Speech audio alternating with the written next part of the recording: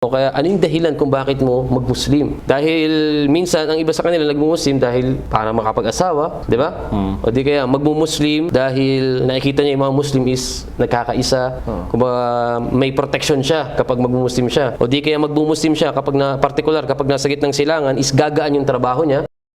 Aking babanggitin, una rito, kung tatanungin yung mga tinatanong ko kung bakit kayo nag-Muslim, ang sinasagot nila dahil napakinggan ko si Mufti Menk. Totoo to. Siguro may experience ka. Yeah, marami. Marami. Yeah, meron na ako. Hindi lang si Mufti Menk. Dahil napakinggan ko yung mga video ni Ustad Ahmad Dabir. Ahmad Dabir. Oh, hindi ko pa sinasabi sa'yo pero binanggit mo na.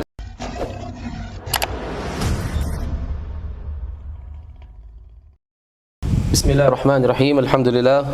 Wassalatu wassalamu ala rasulillah wa ala alihi wa sahbihi ajma'in. Amma ba'du, assalamu alaikum warahmatullahi wabarakatuh. Mapagpalang gabi. Mapagpalang gabi ka dahil alhamdulillah kasama natin ngayon si Ibrahim Casey. Alhamdulillah. Alhamdulillah. At Ustad, bago tayo magsimula, kapatid na Casey, inshallah, bigay pugay o magbati muna sa mga kapatiran na nanonood sa ating live ngayon. Alhamdulillahi Rabbil Alamin. Wassalatu wassalamu ala Rasulillah wa ala alihi wa sahbihi ajma'in. Wa ba'd. Assalamualaikum warahmatullahi wabarakatuh. Ang lahat ng papuri at pasasalamat ay sa Allah lamang, Panginoon ng buong salibutan, at ang kanyang pagpapalay sa mga ating huling propeta, sa kanyang mga pamilya at kasama ng sino man sumunod sa kanya. At magandang gabi sa inyo, umaga o saan man sulok ng mundo, at sa mga Muslims at non-Muslims. Alhamdulillah, nakasama natin si Ustad Hamza ngayon na galing pa sa malayong lugar sa Qasim. Halos 4 na oras ang layo dito sa Riyadh. At alhamdulillah, nakapagbigay tayo ng oras ngayon itong magandang biyayang gabi dahil parating na ang talagang biyayang buwan ng Ramadan. So inshallah marami tayong tatalakayin dito ng mga topic, siguro abot ng 6 at isa-isahin natin inshallah. So mapapanood nyo po sa live ni Ustad Hamza Doran sa kanyang Facebook page. At mapapanood nyo din po ng recorded bawat topic sa aming social media, YouTube channel, TikTok, or Facebook. So inshallah siguro may sasabihin pa muna si Ustad Hamza bago tayo mag-start sa aking mga itatanong sa kanya po, inshallah. Inshallah, bago tayo magsimula, pag-usapan muna natin yung mga nag-Muslim. Kasi ikaw, ako, pares tayo ay nagdadaawa sa Social media? Sa social media. Diba? Yung particular nung ayamul corona, yung panahon ng corona, Yes. Hindi tayo nakakalabas, walang pagbisita sa mga kababayan natin na hindi Muslim. Tapos doon din natin nalaman yung kahalagahan ng pagdadaawa sa social media. Yeah. At nagsara rin yung mga khutba, di ba? Yeah. At nag-focus tayo sa dawa sa madaling salita at alhamdulillah marami tayo na ibaging kaalaman at marami rin nag-Muslim sa social media. Yeah, alhamdulillah. Napakarami. Lalo na yung mga nahiya magtanong sa Islamic centers. So nagtatanong sila sa mga social media. Ngayon, ito yung gusto kong sabihin, Casey. Ikaw, sa karanasan mo. Pero ako, ito yung experience ko na sa social media. Yeah. Ganito kasi, kapag mayroon tayong gustong kabayan na gustong mag-Muslim o gustong yakapin ng Islam, is tinatanong ko muna, kabayan, may idea ka na ba tungkol sa Islam? Yeah. Naparinig mo na ba yung Islam? O kaya ano yung dahilan kung bakit mo mag-Muslim? Yeah. Dahil minsan ang iba sa kanila nag-Muslim dahil para makapag-asawa, di ba? O di kaya mag-Muslim dahil nakikita niya yung mga Muslim is nagkakaisa. Kumbaga may protection siya kapag mag-Muslim siya. O di kaya mag-Muslim siya kapag particular kapag nasa gitnang silangan is gagaan yung trabaho niya. O di kaya mag-Muslim siya para sa mga hadiah, sa madaling salita, o sa mga ibang dahilan. Sa mga hindi para kay Allah, hindi para sa Islam, hindi para sa gabay. Ngayon, yung tanong ko, mashallah, si Adam, yung anak ni Casey. May commercial muna. Yeah, commercial. Huwag ka iyak, Adam. Huwag ka iyak. Huwag ka iyak. Yan na. Bigay sa'yo ni Papa. Doon ka muna. Tahib. Commercial lang. Pero ito yung mga nakakapagtaka. At totoo ito. Mashallah. Daw maging gantimpala ito sa mga tao na aking babanggitin. Una rito, kung tatanungin yung mga tinatanong ko kung bakit kayo nag-Muslim, ang sinasagot nila, dahil napakinggan ko si Mufti Menk. Totoo to. Siguro may experience ka. Yeah, marami. Marami. Yeah, meron na ako. Hindi lang si Mufti Menk. Dahil napakinggan ko yung mga video ni Ustad Ahmad Dabir. Ahmad Dabir. Hindi ko pa sinasabi sa'yo pero binanggit mo na. Gayun din ikaw. Kapag may napakinggan ko si Casey. At yung iba naman, may mga nakikinig din sa akin pero kadalasan talaga, dahil sa biyaya ni Allah Subhanahu wa Ta'ala, yung mga tao na ito, dahil sa kanilang pagpupost ng kanilang mga pahayag tungkol sa Islam, naging dahilan ng pagmumusim ng iba. At may isa pa akong isang pamilya, nagsyahada sila sa online. Alhamdulillah. Ako'y nagpasyahada sa kanila. Ako'y naging daan. Pero dahil sa pakikinig nila sa online, yung pinapakinggan nila, hindi ako. Si Mufti Menk at si Ahmad Dabir. Buong pamilya sila nagsyahada. So yung point natin dito, ako, ikaw, lahat tayo, may kakayanan mag-share ng Islam, magbahagi ng Islam, di ba? Sa mga tao, kahit sa'yo, Casey, di ba, alhamdulillah, tuloy-tuloy yung da'wa. Pero, ang sa atin dito, magtrabaho ako. Di ba? Yeah. Gumawa tayo ng paraan paano may palaganap ang Islam, may parating ang Islam sa mga tao. At huwag tayong magsiraan, no? No. Huwag tayong magtulungan tayo. Ibisi mo yung sarili mo sa dawa. Ibisi mo sa dawa. Kumbaga, hanggat ikaw ay sumusunod sa Quran at sa Sunnah ni Propeta Muhammad SAW sa kaparaanan ng mga sahaba, magtulungan tayo. So may ano ka ba? Kasi nabanggit mo si Mufti Meng, pati si Ahmad Abir. At siguro sa'yo din, mga video na sinashare mo, di ba, tungkol sa Islam. Ilan na yung mga tingin mong nagsyahada dahil sa pakikinig ng mga tao na ito kay Mufti Meng, kay Ahmad Abir? Madalas international din ang mga Pinoy na sa ibang bansa. Isa sa Malaysia, nakilala ko yung na-interview kong babae. Panonood lang din daw niya kay Mufti Meng. Ang isa pang strange minsan, kahit nanood minsan sila ng video sa mga ibang Muslim na minsan alanganin ng sekta, or yung mga hindi natin sure kung anong sekta nila, anong sound ng kanilang akida. Yun. Kasi kaya ko to si Omar Sulaiman, isang Palestinian yun na Omar Sulaiman, nasa Amerika ngayon. isa din to, nagpa-follow itong kilala ko nag-Muslim. Nagpa-follow daw doon.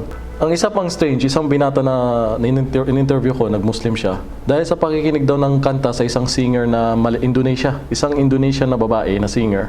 At pakikinig niya ng mga nasheed na may tugtog. Nag-Muslim siya doon na palapit ang kanyang loob sa Islam. Sa Islam. Kaya sabi ko, anong dahilan at nagustuhan mo ang Islam? Sabi niya, yung napalapit ako, nakikinig ako ng mga nasheed songs ng isang Indonesian na babae. Sabi ko, ang weird ng story mo, parang iba. At ngayon, mashallah, hanggat sa nalaman niya yung katotohanan, naiwan niya yun, hindi pala pwede ang may music. At step by step, minsan may mga ibang tao, wrong yung intention nila. Pero after nyan, naayos na din. After sa wrong intention. Marami tayong mga kilala, nag-Muslim lang dahil sa load, nag-Muslim lang dahil sa hadiah. Pero ngayon, mashallah, Dahil sa asawa. Oo. ngayon, mashallah, mga daiya pa. Pero yung sa karanasan mo, Casey, sa mga nag-Muslim online tayo, online pinag-usapan natin dito. Online yun yung mga ganun na sinakwento ko sa'yo. Gaano kadami tingin mo yung mga nagsyahada? Dahil sa pakikinig kay Mufti Meng, kay Ahmad Abir, partikular, at sa'yo na rin sa mga video mo. Minsan naging daan din to mga daya na para mabukas yung isip nila sa Islam. Kumbaga na-invite sila sa social media. After nyan, saka maghahanap ng sinong makausap nila na Tagalog, tayo, na makontak para suportahan sila sa pagmumuslim. So naging daan din lang din tayo para sa shahada nila. Pero pag tinanong mo yung reason, kadalasan galing sa mga tao na ito. Noon yung buhay pa si Ustad Ahmad Habir, Allah yarhamu. Minsan nag-contact siya sa akin, alam mo ba na bumisita ako sa kulungan ngayon? At yung mga dito sa kulungan is nagsyahada sila dahil sa panonood ng video mo at video ko, sabi niya sa akin.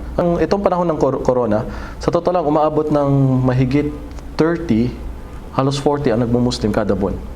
Totoo yan. Sa amin, hundreds sa Buraida. Facebook page ko pa lang yun. Oo. Sa'yo, sa akin naman, mashallah, ganyan din, ang dami, lalo yung corona talaga, ang dami. At naging dahilan yung mga tao na ito na maggabayan yung mga hindi Muslim. At hindi nila alam na sila yung naging dahilan eh. So, sa mga kababayan natin na nanonood sa ating live at sa ating video, is mag-share lang tayo ng mga video na may kabutihan. Hanggat ang sinishare mo ay kabutihan, ito ay nakabatay sa Quran at sa Sunnah ni Propeta Muhammad SAW, is i-share mo lang. Dahil hindi mo alam, kahit hindi mo pinapakinabangan yung video na yun kasi busy ka sa trabaho. Kaya wala kang time, yung tao na maaabutan ng video na yun is maaaring mag-Muslim o di kaya makakuha ng mas malawak na kaalaman. Kaya ito po yung natin sa mga nanonood, alhamdulillah, payo sa akin sa reels sa inyo, hanggat merong kumbaga aral na maupulot tayo, may kagandahang, may pakinabang sa atin, particular sa ating pananampalataya, is mag-share lang tayo na mag-share ng mga kaalaman, alhamdulillah. At Casey, tanong ko sa'yo sa social media. Kasi ikaw nasa social media ka, daw alhamdulillah. Hindi ka ba nahihirapan na pagsabayin yung da'wa kasi sa Islamic Center ka rin, ngayon, alhamdulillah, yung pagdadawa sa internet, pati sa Islamic Center? Minsan kasi pag nasa office ka at habang wala nang ginagawa, wala pang dumarating na non-Muslims, doon ka na din sa oras na yun nakakapaggawa ng research, review, at video. At minsan kung may mga lecture ka, isasabay mo na din doon minsan yung mga videos. MashaAllah. Alhamdulillah. Allah ruhinak. Taib, meron kang gustong dagdag sa I think natin? mamaya dadaanan din natin yung patungkol sa social media, inshallah. May gusto din ako itanong sa inyo para sa pinagdadaanan ko din na Tanong. paano i-balance, inshallah. Inshallah, sige. Pang 4 yata yun eh. So mamaya. Bismillah. So inshallah, start na ako magtanong sa iyo. Walang problema. Habang meron tayong ilan yung nanonood sa Kasi sa totoo lang siya, sana interviewin ko, tatanungan natin. Nagulat lang ako, biglang akong tinanong. Hindi, tanong to kasi nasa da'wa tayo, di ba? Actually, mga kapatid natin, maraming nagabayan sila. Ginawa ng Allah daan, instrumento. Yeah. Kaya wag nating mamaliitin yung konting kabutihan. Ang sabi nga sa hadith, la tahqiranna min al-ma'rufi shay'an. Wag mong mamaliitin ang katiting na kabutihan. Walau an talqa akhaka biwajhin talq. Kahit yung masalubong mo yung kapatid mo na ikaw ay nakangiti. Huwag mo itong mamaliitin. Kasi yung sa pagngiti pa lamang sa iyong kapatid, hindi mo alam na problemado yung kapatid mo. Ah. Di ba? Miserable yung buhay niyo. Kaya may pinagdadaanan siya tapos masalubong mo siya, nakangiti ka sa kanya. Baka sa pagngiti mo sa kanya is gagaan yung kanyang pakiramdam. Yeah. So ang sabi sa hadith, wag na wag mong mamaliitin ang katiting na kabutihan. Paano pa kaya yung da'wa para kay Allah? Paano pa kaya yung pagpapalaganap ng Islam? Paano pa kaya yung pag-share, pagbabahagi ng kaalaman patungkol sa Islam? Laling salita ni Allah, ang Quran at ang sunnah ni Propeta Muhammad sallallahu alaihi wasallam. Kung ibabahagi mo ito, mas maraming makikinabang at mas malaking gantimpala. Hindi mo alam sa isang talata na sinabi ni Allah, halimbawa, la'allallaha yuhdithu ba'da dhalika amra. Hindi mo alam sa isang talata na ito mabago ang buhay ng tao. La'allallaha yuhdithu ba'da dhalika amra. Hindi mo alam, ang sabi ni Allah subhanahu wa ta'ala ay may gagawing bago si Allah na mas mabuti, mas mainam sa bagay na yun. O di kaya, ang sabi ni Allah, wa may yattaqillaha yaj'al lahu makhraja. Sino man yung matakot kay Allah, siya ay bibigyan niya ito ng daan, makhraj. Kumbaga makakalabas siya sa anumang kanyang pinagdadaanan. Kaya share lang tayo ng share mga kapatid patungkol sa ating relihiyon. Ano, yung may mga kaalaman na ito ay may kaugnayan sa ating pananampalataya, ibahagi lang po natin ito mga kapatid. May tanong ka sa akin kay inshallah. May isa din akong naalala. Assalamualaikum sa mga nanonood sa ating live ngayon. Alhamdulillah. Meron tayong 20 Ayun, naalala ko yung may ginawa akong poem para sa nanay ko. Tula? Tula. 2017 pa yata yun. Kinukulik ko lang na rhymes. Tapos, ginawa ko siya, ano siya sa English kasi. Tapos nilagyan ko ng background na shit yata. Tapos may nag-PM din sa akin yung time na yun na nagpapasalamat. Kadalasan may problema siya sa nanay nila. Yung isa, for how many years daw may alitan sa nanay niya. Hindi daw niya pinansin nanay niya sa ilang taon. Mga hindi Muslim yun ha. Tapos nag-PM siya, sabi niya, napanood ko yung poem mo, naiyak ako at naalala ko nanay ko. At ngayon kinontak ko siya at nagsusorry ako sa alitan namin.